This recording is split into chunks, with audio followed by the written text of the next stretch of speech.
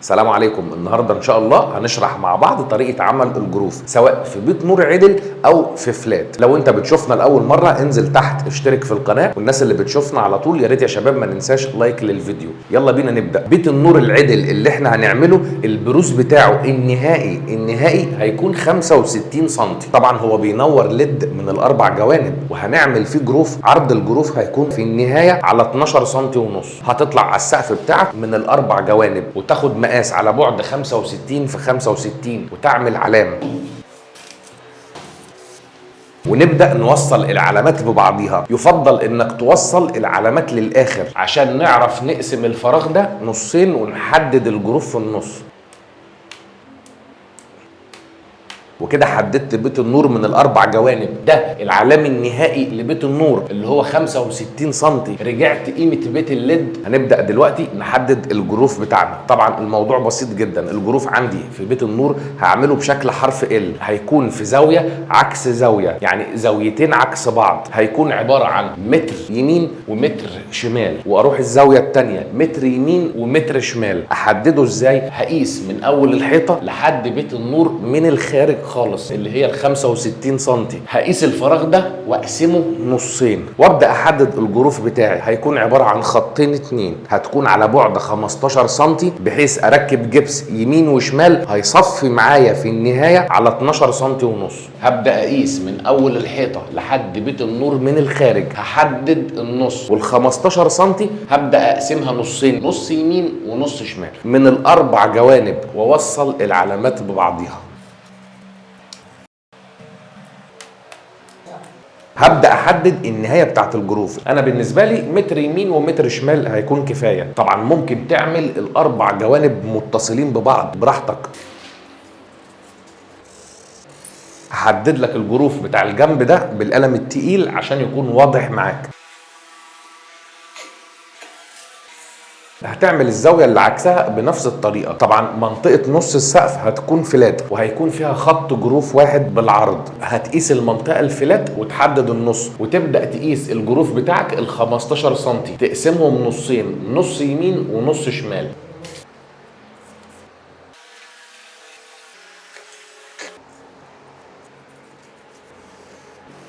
سبت فراغ ما بين بيت النور والجروف 20 سم من الجنب ده و20 سم من الجنب ده. هنبدأ دلوقتي في مرحلة تركيب الزاوية. أول زاوية هنركبها هنركب الزاوية بتاعة بيت النور اللي هي بتاعة بيت الليد من الداخل.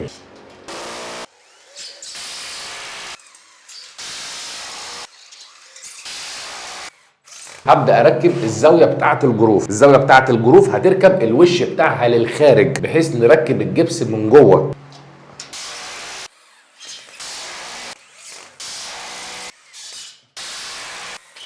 زي ما قلت لك الجروف بتاعك الزاويه بتركب الوش بتاعها ده للخارج بحيث الجبس يركب من الداخل يمين وشمال.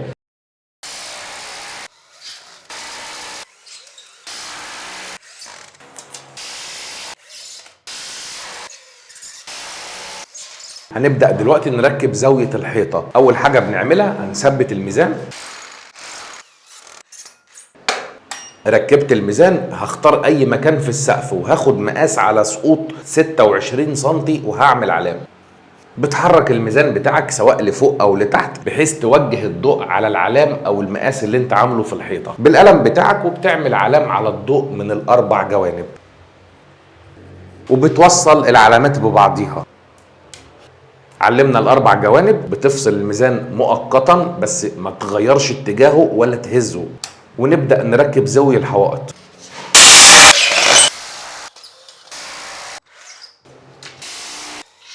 هنبدأ نركب شرايح الجبس. بما اننا بنعمل سقف بيت نور عدل وفوقيه فلات، يعني يعتبر سقف بدورين، فشرايح الجبس هتركب السقوط بتاعها هيكون 30 سم، لان انا طبعا عامل وزنه على 26 سم. هنبدأ الاول بالجروف. طبعا اول جنبين في الجروف هيركبوا بالمكيت عادي.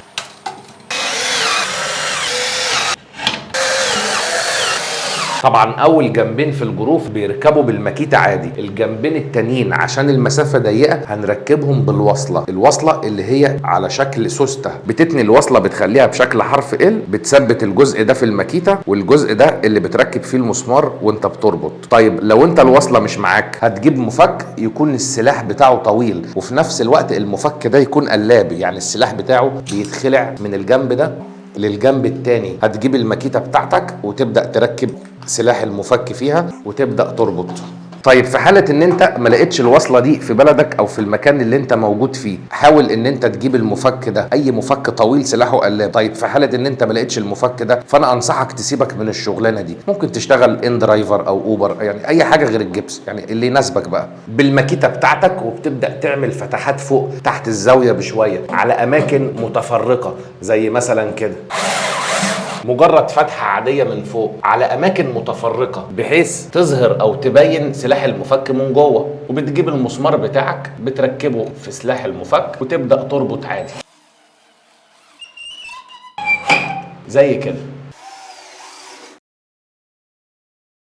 وبتربط عادي خالص مفيش أي مشكلة. طيب لو أنت مش حابب المفك ممكن تستخدم الوصلة زي كده.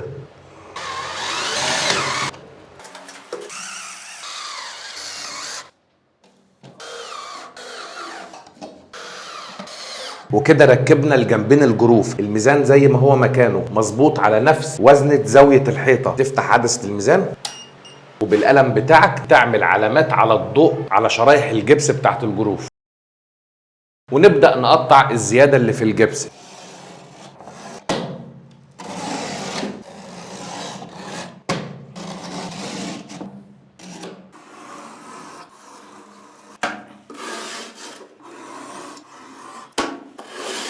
هتجيب زاوية الحرف وتبدأ تثبتها عادي خالص.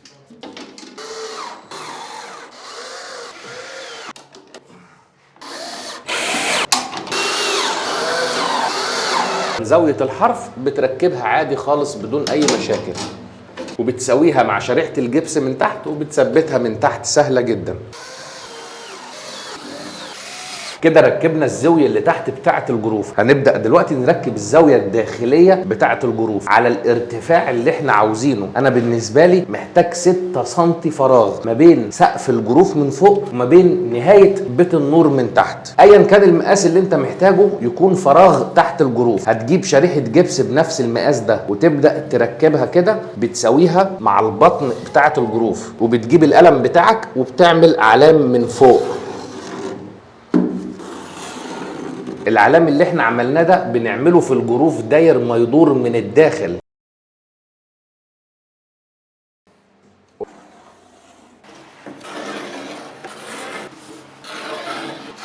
بعد ما بتعلم الجروف من الداخل بتجيب المتر بتاعك وتبدأ تقيس الجنب بتاعك زي كده.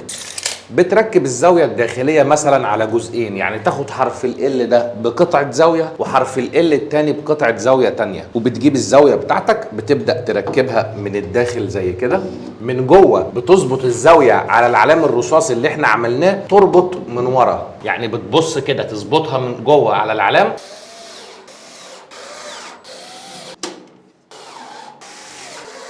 ايدك من الداخل بتمسك الزاويه بحيث تربطها من ورا ما تتهزش بالمتر بتاعك، وبتقيس الجنبين التانيين وبتجيب قطعه زاويه على نفس المقاس تبدا تركبها من الداخل زي كده. بتظبط الزاويه من الداخل على العلام وبتربط من الظهر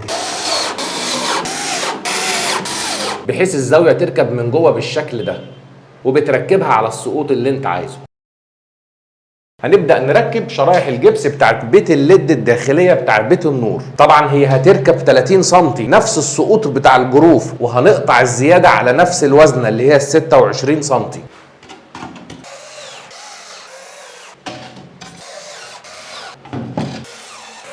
هتقطع الزيادة وتركب الزاوية اللي تحت عادي خالص.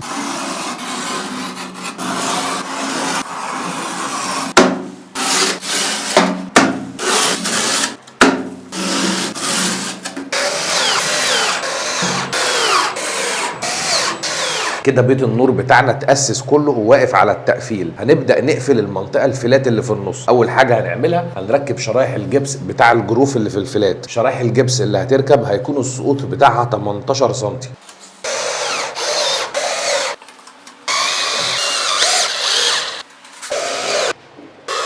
هتختار اي مكان في السقف وتاخد سقوط على 15 سم. هنعلى بالميزان لفوق عشان نوجه الضوء على علام ال 15 سم، وبنقطع الزياده اللي في شرايح الجبس.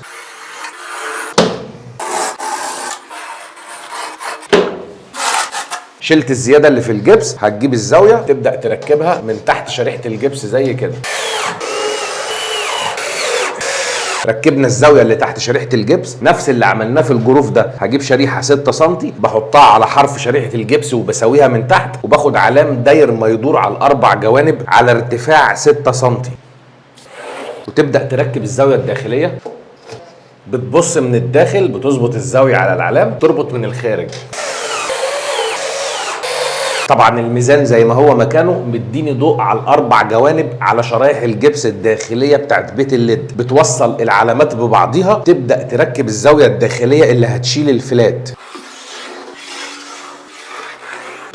من الداخل هتظبط الزاويه على العلام، والتربيط هيكون من الخارج.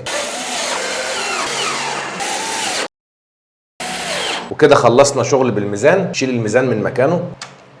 هنبدأ نحط قطع من الأوميجا مع السي عشان المنطقة الفاضية بتاعت الفلات.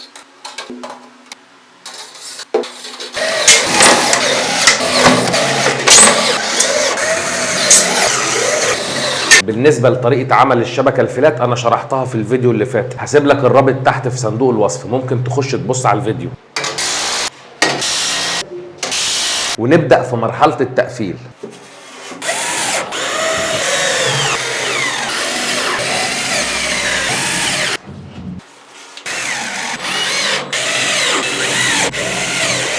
كده قفلنا المنطقة الفلات. هنبدأ نقفل بيت النور.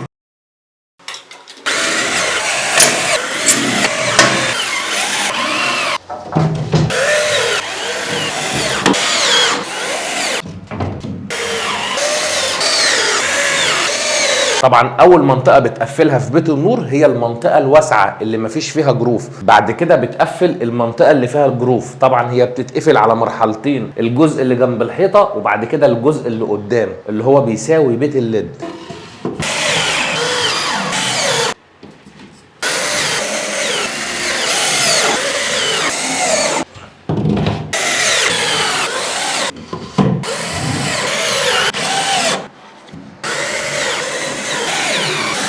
كده بيت النور بتاعنا اتقفل. هنبدأ دلوقتي نقفل شرايح الجبس بتاعت الجروف. هتجيب المتر بتاعك وتبدأ تقيس الجروف من الطول ومن العرض، وبتقطع شريحة جبس على نفس المقاس، بتثبتها في الزاويتين.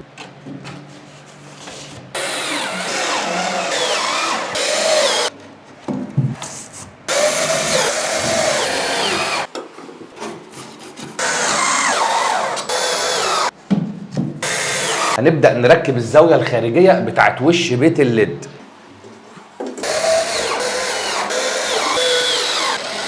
ركبت الزاوية بتاعت وش بيت الليد، بتلف على الزاوية كلها، بتفرد الزاوية للخارج شوية زي كده،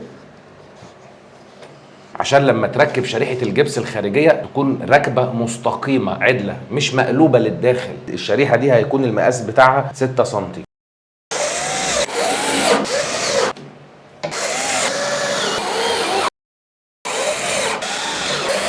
طبعا مفيش داعي حد يسأل ويقول لي انت ليه مدخل جبس اخضر مع الابيض. هو مفيش سبب، هو مجرد شكل وخلاص. وده شكل الجروف بتاعنا.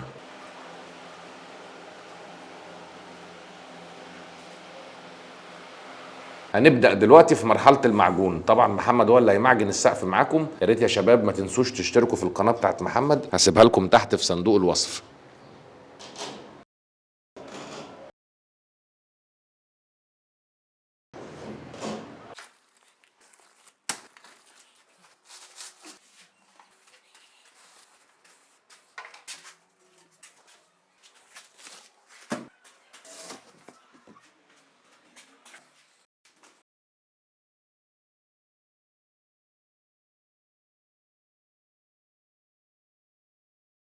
وكده الفيديو بتاعنا خلص، وده الشكل النهائي للسقف بعد الفينش.